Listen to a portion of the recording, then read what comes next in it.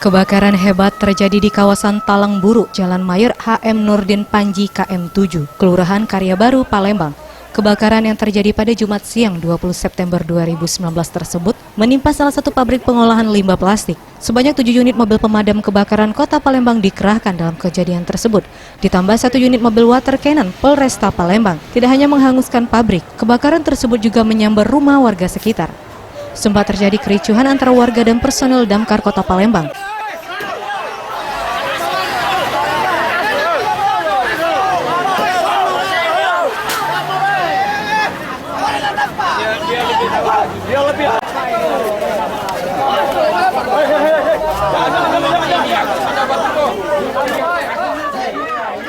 Petugas pemadam kebakaran cukup sulit memadamkan api yang membakar gudang yang telah 20 tahun berdiri ini. Hingga 3 jam barulah api mulai padam.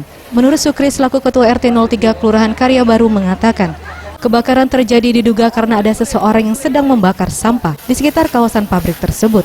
Kemudian api terus berkobar lantaran angin yang berhembus cukup kencang pada saat itu. Berasal dari mana, Pak? Ya, dari pembakaran sampah, Pak. Pembakaran Karya Baru. Oh, itu. Ya, dari pembakaran sampah. Terus? Mungkin ditinggal makan, istirahat kan, berjalan santai. Apa angin kencang?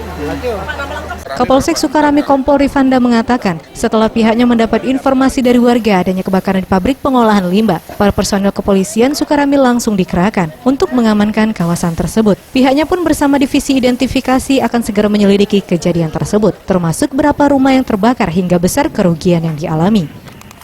Saat ini kita dari Polsek Sukarami sedang menangani kasus kebakaran yang dilaporkan oleh masyarakat.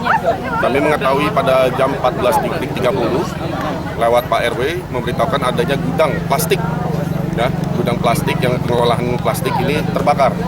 Saat ini sedang dilakukan pemadaman dengan dibantu dari Damkar ada 7 unit, bahkan dari Polresta pun kita memberikan bantuan juga berupa 1 AWC ikut membantu membackup. Saat ini kita belum bisa melakukan olah TKP karena apinya masih menyala dan asap pun masih mengebul. Jadi kami menunggu sudah padam baru nanti mungkin jajaran dari IDEN akan melakukan olah TKP. Tim Liputan Sriwijaya TV.